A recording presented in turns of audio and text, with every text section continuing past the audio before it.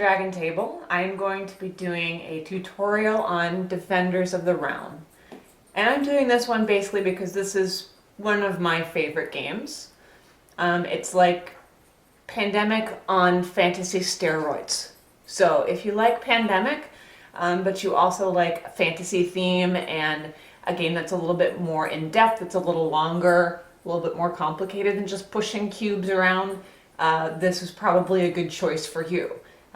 If you prefer the simplicity of Pandemic and you don't want to spend an hour or two losing a game, then this may not be the game for you. But in any case, we're going to do a tutorial on it. Let's take a look. This is Defenders of the Realm. So we'll start by going over the setup of the game, plus an overview of how you win and, more likely, how you lose. In this game, there are going to be 4 bosses out around the board. This is one of them. This is Gorgot. Rawr. He's in charge of the orc army. But there are 4 bosses that are going to be out moving around the board doing nasty things. The only way for you to win the game is for all of the bosses to be killed. When all the bosses are dead, you win the game. That is the only way to win. You have one win condition. Fortunately for these guys, there are a lot of lose conditions. If at any time one of the bosses makes it to Monarch City, you lose the game. If at any time 5 minions of these bosses of any type, boom, 5, make it into Monarch City, you lose the game. If there ever comes a point that you need to place a minion out on the board, say a green minion, and you're out of green minions because they're already all out on the board, you lose the game. If you ever have to put Tainted Crystal out on the board, and I'll show you when that happens later, and you run out of Tainted Crystals, you lose the game because the land is too tainted to live on anymore. So, 1 way to win, 4 ways to lose. And guess what you do most often? That's right, you lose. But you have a lot of fun doing it. It's like Pandemic in that way, that you kind of have more fun losing this game than you do playing a lot of other games. So for the purposes of this game, I just kind of randomly chose 3 heroes from the base set. I do have the expansions. I tried not to include pieces from the expansion because I wanted it to just be the base game. I've chosen the Paladin, the Wizard, and the Rogue, and they always start in Monarch City. And each hero, there are 8 that come with the base game, and then there's several expansions that have come out. Each hero has special abilities. So whichever hero you're playing, you need to be very aware of your abilities because they will make the difference as to whether or not you win the game. If you have an important ability and you forget about it and everyone else you're playing with forgets about it, good luck, because you're going to need all the help that you can get. You'll notice I have a little stack of tokens on each of my heroes. These are the life tokens. They also represent the actions that you can take during your turn. The Paladin starts with 5, the Wizard also starts with 5, and the Rogue starts with 6. What will happen is, as you take your turn, let's say it's the Wizard's turn, each time he takes an action, I will flip over one of these life tokens to show that I've taken an action. And I will do that during my turn until I'm out of actions. And then at the beginning of his next turn, all of these will get turned face back, or face up again, to be used the next turn. And I'll go over the actions that you can take in just a minute. It is possible to take wounds in this game, usually from minions, occasionally from bosses, depending on what the boss's ability. If you ever lose a life token, which is the same thing as taking a wound, losing a life token, you place it face down off to the side of your board to show that it is actually a wound. And you will have a chance to be able to get that back, and I will show you how to do that later. But what happens is if you lose life tokens by taking wounds, is during your turn you will have less actions. So not only are you wounded, you're going to have less of an impact on your turn because you're not going to be able to do as many things. Let's move on to setting up the bosses and minions at the beginning of the game, because once I show that, then I'm going to do that, and then I'll explain some of these special abilities that these guys have, because otherwise it's not going to make much sense. So to start with, you always put the bosses in the same place. Sapphire lives in the Blizzard Mountains, and he also doesn't balance terribly well, or she. And she gets 3 minions with her on the same spot. Gorget is in Thorny Woods, and he gets 3 orcs, orc minions. Varkalok is in the Dark Woods, and he gets 3 undead minions. And Balazarg is all the way down in Scorpion Canyon, and he also gets 3 demon minions. The difference with the demons is that if 3 demons are present, the land gets tainted. So this automatically starts with a tainted crystal on it.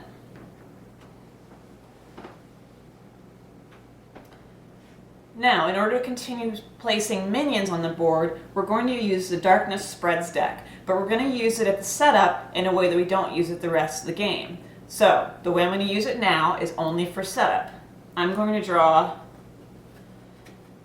3 cards, and then I'm going to put out minions that match the locations that show up on the card. In this case, I've drawn Blood Flats and Greenleaf Village. And for the first 3 cards that you draw, you put out 2 minions, so you just ignore the numbers that are on here. So we're going to get 2 demons at Blood Flats, and we're going to get 2 orcs in Greenleaf Village. And that's all we do with that card. And then we're going to do the same thing with this one. I'm going to get 2 Dragonkin minions at Wolf Pass. Minions. And 2 orcs at Greenleaf Village. Actually, I'm not going to do that, because if I placed these orcs at Greenleaf Village, that's too many. You can never have more than 3 minions in one location, which would cause what's called an overrun. It would taint the land and it would spread minions all around it. And that's something that you can't have happen during setup unless you're playing the super hard difficulty, in which case I don't want to play with you. So this card gets discarded and we'll pick another one. We can do Ghost Marsh. Oops, sorry guys. Just knocked you all over. And Whispering Wood, it's greens, so that's orc minions. And one more card that we do 2 on. We do 2 demons at Cursed Plateau. I forget where that is. Where are you, Cursed Plateau? I curse you, Cursed Plateau. There you are. And 2 green orcs at Golden Oak Forest. Where are you? There you are. Now, we're going to draw 3 more cards. We're just going to put 1 minion out in the locations. So we have the McCorm Highlands and Mermaid Harbor on here. And both of those are undead. McCorm Highlands. Ba-da-ba-ba. Here. And Mermaid Harbor is there. And here we have Withered Hills and the Enchanted Glade. Withered Hills. And I'm going to do one more card.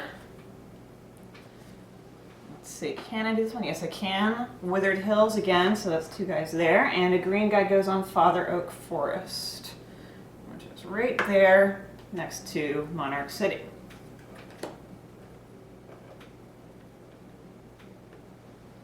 So I've just set up the minions and the bosses for the game. Now remember, there's one way to victory. beat all the bosses. There are 4 ways to die. Boss gets to Monarch City. 5 minions are in Monarch City. You need to place a minion and you've run out, or you need to place a tainted crystal and you've run out. So during the game, you're going to have to balance going after trying to kill bosses while also managing minions and managing tainted crystals. And there are ways to kill minions, there are ways to remove tainted crystals, and generally you try to team up to kill the bosses. At the beginning of the game, each player gets 2 hero cards. So I'm going to deal those out. So he actually gets 2 blue guys.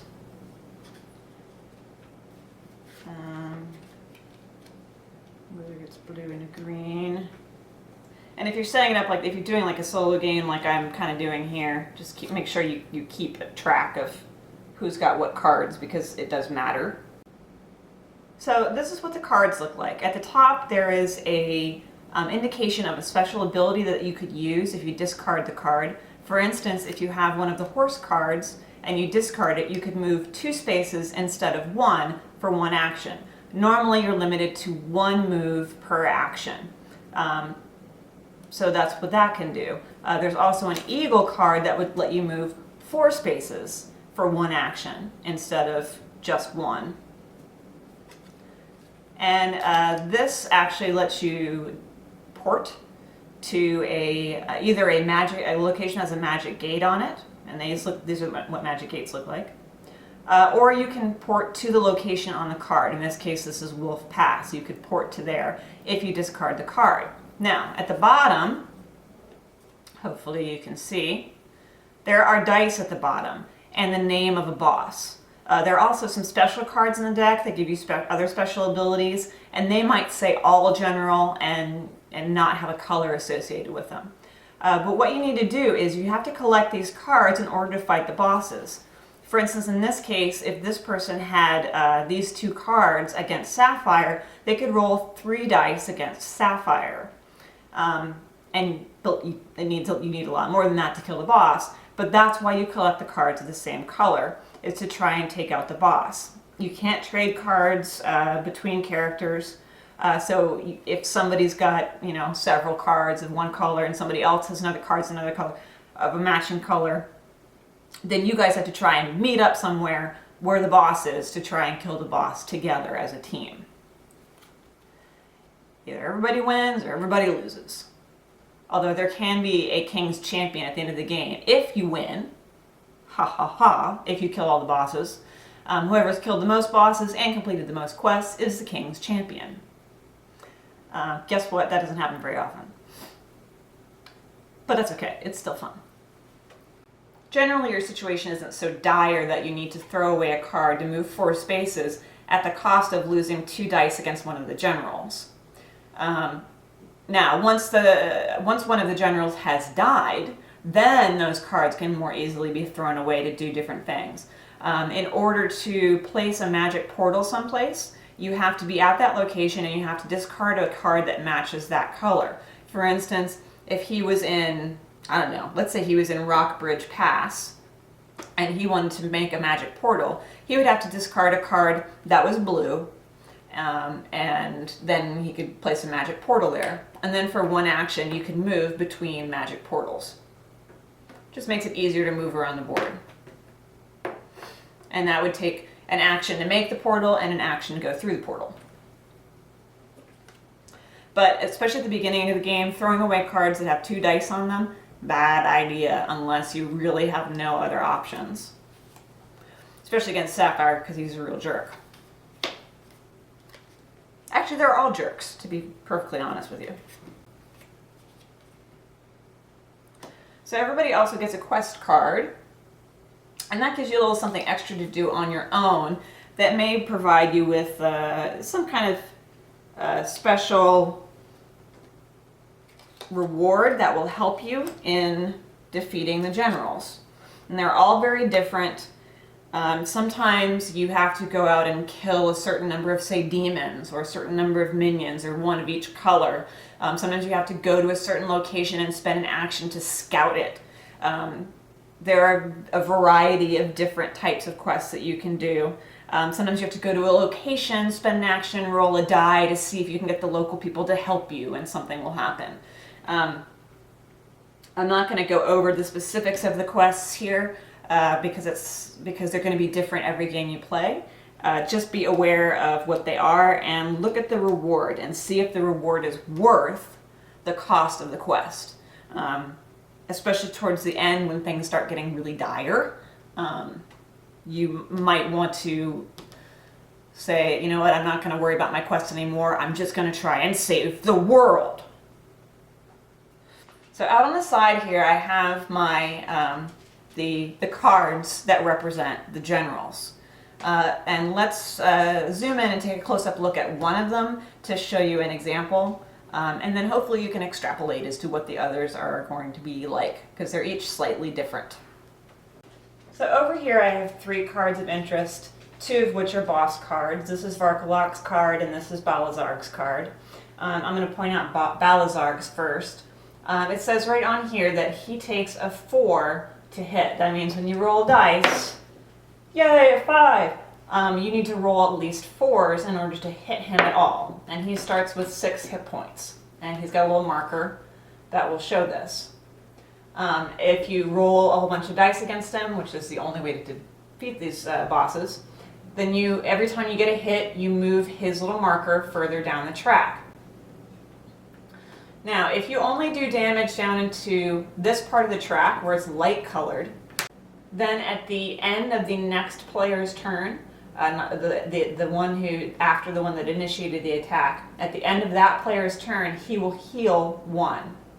And it will continue to heal 1 per person's turn until he's back up to full. If you've gotten him all the way down into the red, which is all the way down here, then he has to wait a full round all the way back to the original person that started combat with him before he can start to heal 1 at a time. It's the difference between what's called a minor wound and a major wound. If you get him all the way down to the skull, then this dude is dead, and whoever rolled the killing blow gets to take this card, flip it over, and become the Demon Slayer. It counts towards the King's Champion at the end of the game, and it lets him kill demons during normal combat automatically. So when he takes an action to attack demons, or attack minions, and if there are any demons in the area, the demons will instantly die due to the Demon Slayer talent. He also has a special ability during combat. In his case, players must roll a die for each card that's going to be played prior to the battle. So everyone who's going to be engaged with him puts down what cards they're going to be playing and then has to roll for each one of them. And if you roll a 1, that card is discarded. He's a jerk. They're all jerks. Now, if everybody attacks him and say he is not defeated, then the heroes are defeated.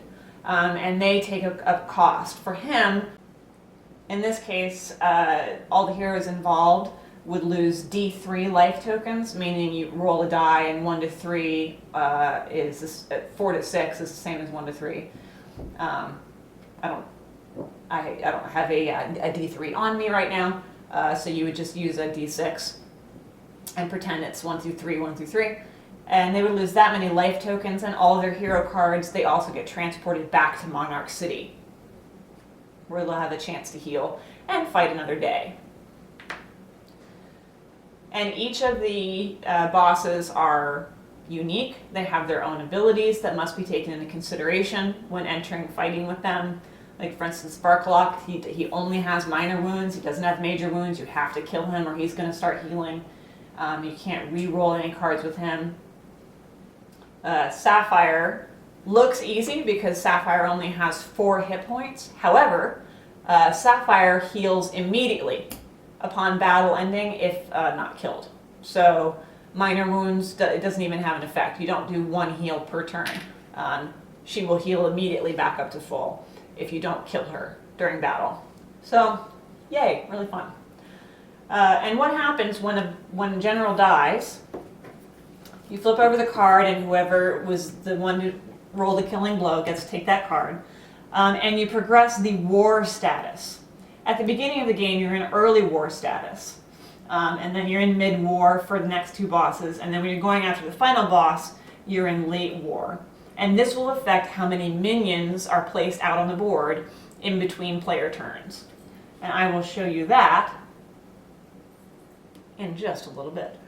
So now I bet you're wondering, this looks awful. How on earth are my heroes supposed to deal with this? I will show you how. So like I said, on each turn, you have a stack of action tiles.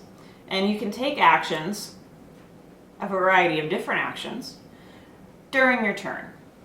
I'm actually going to go down the list to make sure I don't miss any.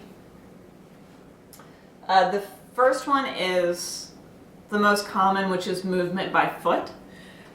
You flip over a token and you can move to one location connected to it by this dotted line.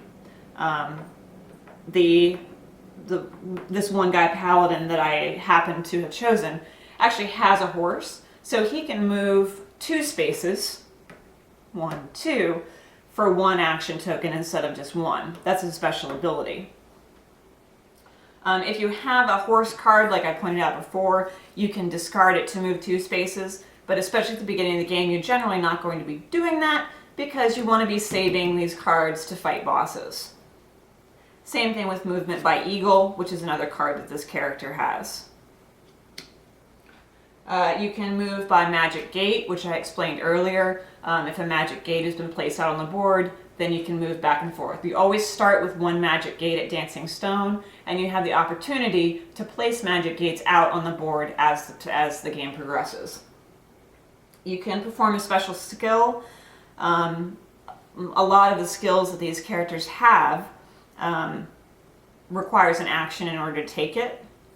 For instance, the wizard can teleport, so he can spend an action and he can move to one location each turn as if there was a magic gate there, but no card is required. So he can move anywhere on the board once per turn for 1 action. He's pretty handy minion killer, let's just put it that way.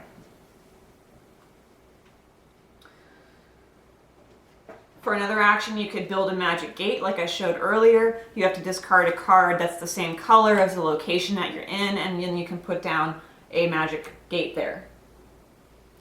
One action that you can do that's unique is called Rumors at the Inn.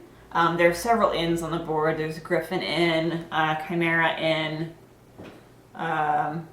Eagle's Nest Inn, and Monarch City counts as an inn as well. And what you can do is if you're at an inn, you can say, I'm going to do Rumors at the Inn. Cost 1 action, and you call out a card color. So let's say you're trying to get cards for Sapphire. You say blue. You draw 2 cards, and if any blue cards are turned over, you get to keep them. In addition, any special cards that are purple, the special cards have kind of a purplish trim to them, you get to keep them as well. The Rogue's special ability is that she can do Rumors at the End and draw 5 cards and keep all of them if they match the color that she called, plus any specials. So the Rogue is kind of a card collector. The only thing to keep in mind is that your hand limit is 10. So once you get up over 10 cards, you have to immediately discard down to 10. You have a limit. This is the only action you have a limit on as to how many times you can do per turn. You can only do Rumors at the End twice in 1 turn. You can heal the land if you're on a location with a tainted crystal. You can say, I'm going to try and heal the land, and you can throw away a card that matches the color where you are. Again, you're having to throw away a card. And then you roll 2 dice. And if you roll a 5 or 6 on either die, then you get to discard 1 crystal. Now, if there happen to be multiple crystals in that location, you still just roll 2 dice, and if either one is a 5 or a 6, you can discard 1 crystal. If you roll 2 5s or 2 6s, it doesn't matter. You can only discard 1 crystal per action of trying to heal the land. You can also heal wounds if you are at just a random location out in the middle of nowhere, and you say, I'm going to spend an action to heal a wound, then you heal 2 wounds. And what you do is you take 2 of your wounded, these upside down ones that are off to the side, and you push them face down. So you don't get to use them that turn, but you'll be able to use them the next turn. Now, if you happen to be at an inn or at Monarch City and you heal, then you spend 1 token and you get to heal all of your tokens back up. But they still won't be available until your next turn. So if you're at an inn, you can heal to full. If you're out in the wilderness somewhere, you can only heal 2 life tokens per 1 action. As another action, you can engage minions in combat. Let's say this guy's here and he wants to engage the minions.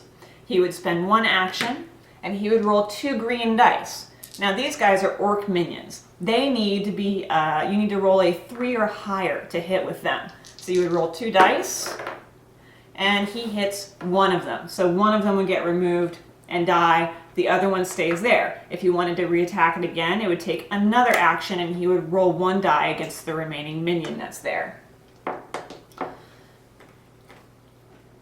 Now keep in mind that each hero has unique abilities that may supersede what is in the rule book in terms of what you can officially do each turn. Some of them have special abilities that add points to your rolls or let you kill more things than once, or the archer can shoot to other locations. So really make sure that you read your hero card to make sure you're taking advantage of the abilities that your hero has. The last possible action that you could do on your turn is to attack an enemy general. And in order to do that, you have to be on location with the general. Let's say this guy was with Sapphire. And he may have no minions present. So all the minions have to be killed from that location before you can attack the general. The nice thing is that the generals, basically they don't care about the heroes unless they're being attacked by them. So you can sit on a location with a general and you could just go hang out in Blizzard Mountains and have tea with the general. And he is not going to do, he might fall over on you, but he's not going to do anything to you. The minions will, but the boss will not unless you attack him first. And that's how you can then start to meet up and attack him. If you've got, let's say I have these 2 guys here, whoever's turn it was could initiate combat and then they get to choose who gets to roll first. Now basically you're trying to calculate, okay, I want to be the one that rolls the killing blow so that I can be the dragon slayer or the demon slayer or whatever. So you look at the other cards that people have and see how likely it is that they're going to roll the killing blow, or if you give them a chance to go first, if you then can roll the killing blow afterwards. Let's put his minions back. He looks lonely.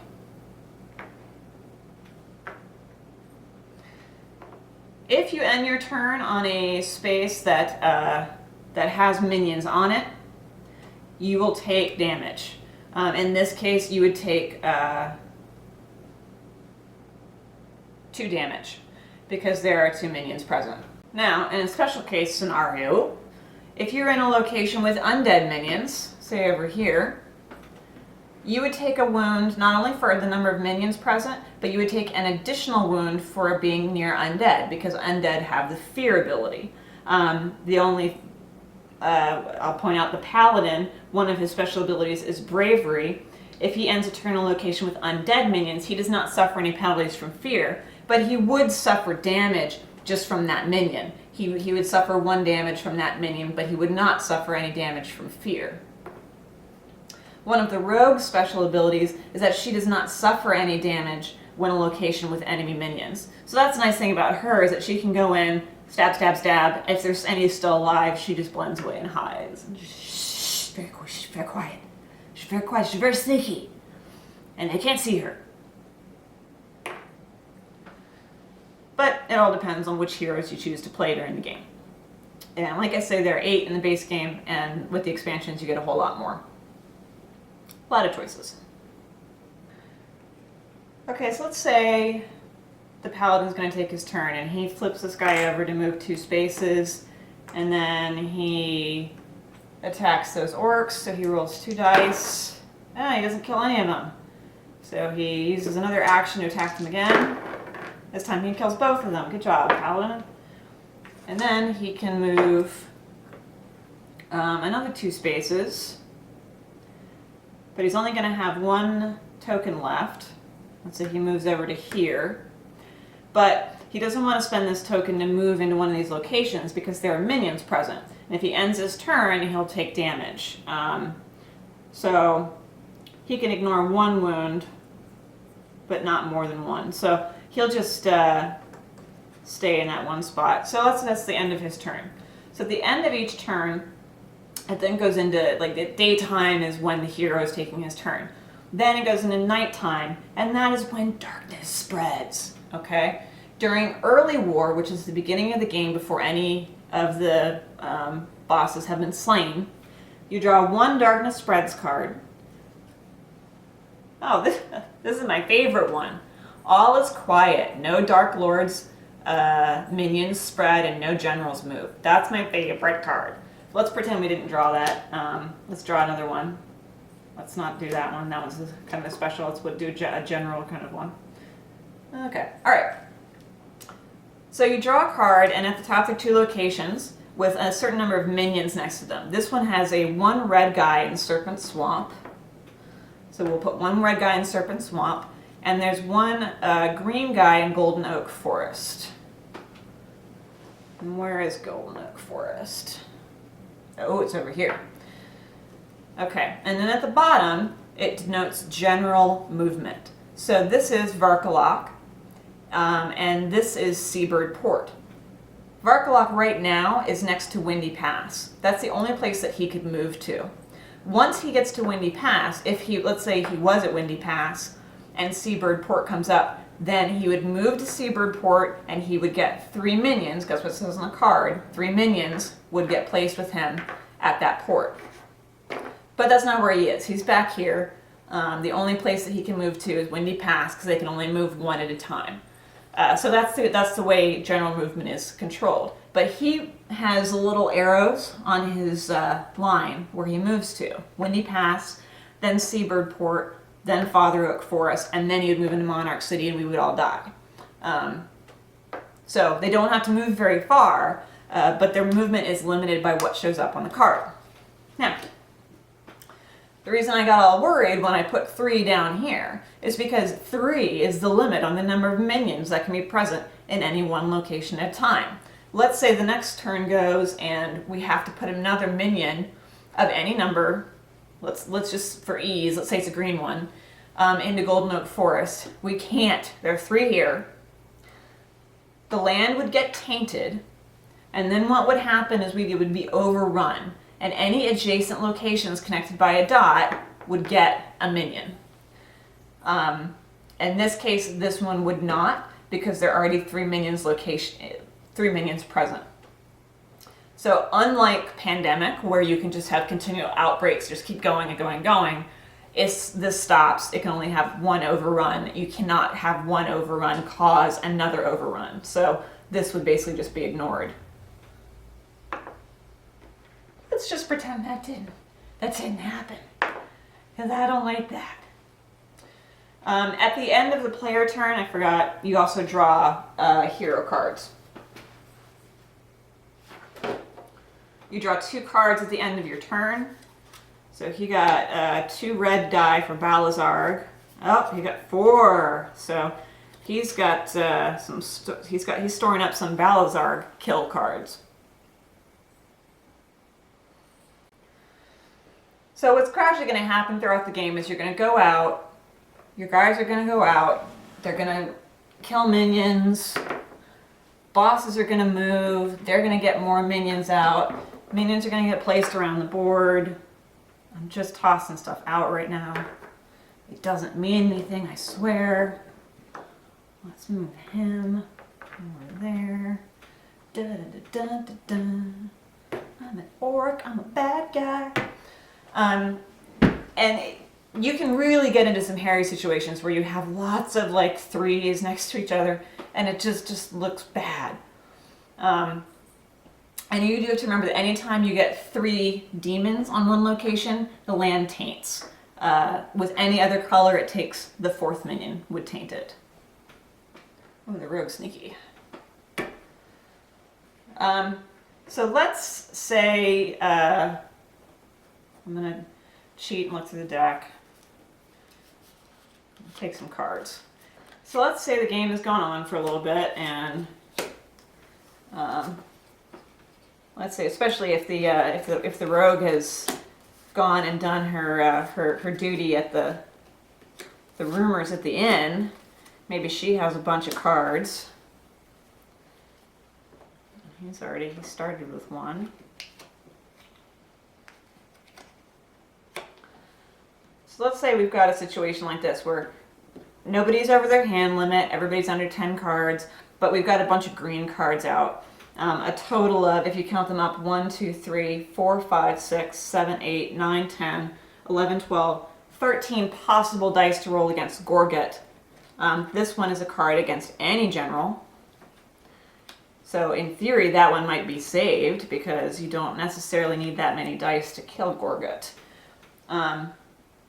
So let's say the rogue, here she's at Gorget, she's like, come on guys, let's do it. So on, the paladin's turn, he finds his way over here. The wizard teleports in, and then they're all in the same location. So the wizard, let's say the wizard was the last one to get there, but he still has actions left. And he says, I'm going to attack the general. That means everybody is in. Everybody can attack the general. And the wizard is going to be the one to choose who gets to roll their dice first. So let's look at Gorget's special ability. He parries. So for every time you roll a 1 with one of your dice, it eliminates a successful hit. He only takes 3s to hit him. See? 3 to hit. However, anytime you roll a 1, you lose one of those hits. So it actually takes more dice than you would think in order to kill Gorget. Because he's a jerk. You get that, right? The generals are jerks. Okay. So let's say the wizard goes, okay, I'm going to have the rogue attack first. So the rogue's like, all right, I've got 1, 2, 3, 4, 5, 6. I can roll 6 dice. And since we know we're attacking Gorget, it doesn't matter what color you use.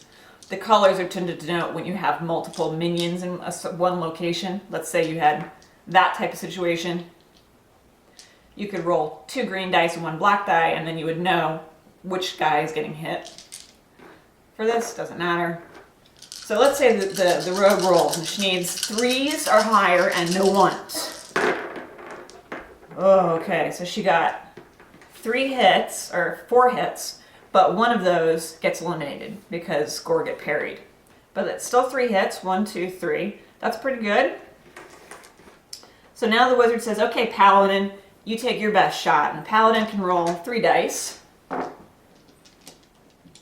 So the Paladin rolls his 3 dice, and he gets 3 hits. That's actually pretty amazing. So in that case, it would be 1, 2, 3, dead Gorget! Yay, dead Gorget! We love dead Gorget. Once Gorget's dead, the Paladin in this case would be the one who would get the Orc Slayer card, which is this one. This counts towards the King's Champion at the end of the game, and it means that any time he initiates combat with minions and there are Orc minions present, he automatically kills Orc minions. And he would get to keep that over in his little area. Obviously, I would set this up differently if I was actually playing the game, not demonstrating it. But you can put it underneath your card if you want to do that. So Paladin is the Orc Slayer, which he needs to remember. So he doesn't have to roll dice against orcs anymore. He can just take an action and spend it. Now all the cards that just were used have to be discarded. And the wizard, although he didn't attack, he didn't actually physically attack, like roll dice against it, against the boss, or the general. He did commit that he was going to, which means that these cards have to get discarded even though he didn't roll. Fun, huh? So now Gorget's dead. Orc minions can still be placed on the board, so you still have to watch out for them. But now you do have the Paladin out as an Orc Slayer who can go around and try and clean them up. And that's really pretty much the game. I'm not going to go into great details about every single card that's out there because, like, for instance, this is an example of a special card. It's called Battle Luck. You can have one die against any general, or you can discard it and the active player can re-roll all failed dice. That's nice against generals. It's nice if you're really desperate to kill minions. You can't use it against Varkalok because you can't re-roll dice against him. So that's an example of a special card. So you're out doing a lot of different things. You're managing minions. You're trying to clean the land of taint. You're definitely trying to kill bosses before they get to Monarch City. And you're also going to be doing your little side quests as well, because sometimes they can give you some of them are really good. Some of them are like, okay. And some of them are really fantastic and give you big bonuses, like roll an extra die against any general or something. So it just depends on the quest. And when you finish a quest, you flip it over and you keep it.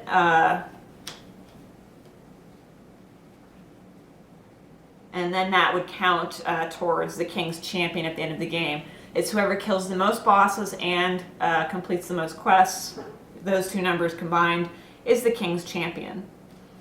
But really, I'm telling you, if you play this game and you manage to actually kill all 4 bosses, you are not going to care who the King's Champion is. You're just going to be so glad that those jerks are dead.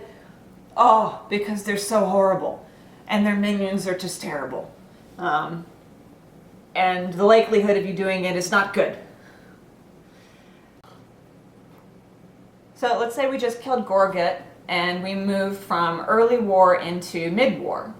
Then we would draw 2 cards. The first card would be used for minion placement and general movement. The second card would be general movement only. So you're increasing the chances that the general is going to get to move towards Monarch City.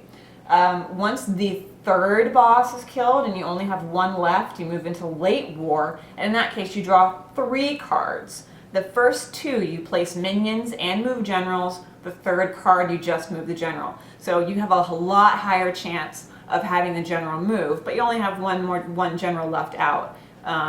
But you're also placing 2 cards worth of minions out. And it can get really messy really fast. And that's an example of when it's really important to make sure that you know your abilities and can help manage the board to the best of your ability. Like I said, I'm not going to go over each hero's abilities because they are going to be different every time you play. Just make sure that you read them and understand them. Refer to the rule book if you need to. But they're pretty clear. I should mention that the green orc minions require 3 or more to hit. The undead minions and the demon minions require 4 or higher to hit, and the dragonkin are the hardest, and they require 5 to hit. It's the same as the bosses, so if you forget, just look at their respective boss cards, and the bosses are the same. It's like Sapphire takes 5, you have to hit him with 5s or 6s. That's part of why he's such a frickin' jerk. If your character dies, which can happen, you can end up in, cornered in with minions and take minion damage and die, or you can take enough damage from a boss sometimes that you lose all of your life tokens. In that case, you have to discard all of your cards, and whatever quest you have gets discarded as well. And you turn in your sad character and you get a new one. You start in Monarch City and you get 2 hero cards to start with. And that's what happens if you die, is that you get another character. But if that's happening, you're really in a lot of trouble. I don't see that happen very often. Usually things have gotten pretty hairy, and you're going to probably be on your last legs if you're losing characters. And that's about all I can think of for explaining this game, other than going into further details about stuff, which I don't think is going to help. I think if you just read the cards carefully and, follow these basic guidelines, you can play this game. You can see how it's pandemic-like in the management of the minions and the explosions and the Darkness Spreads cards. But it has that extra fantasy theme. I really love being able to play a character that has special abilities because it feels like you are contributing something to the game that no one else can. And it's multiple special abilities. It's not just one. It really makes you feel like you're playing a unique character. I'm a big fan of this game, even though I've lost it more times than I've won it, for sure. It's still a lot of fun to lose. It's more fun to lose than some games are to win, for sure. But that's it. That is Defenders of the Realm. Thanks for visiting the Dragon Table. I will see you next time.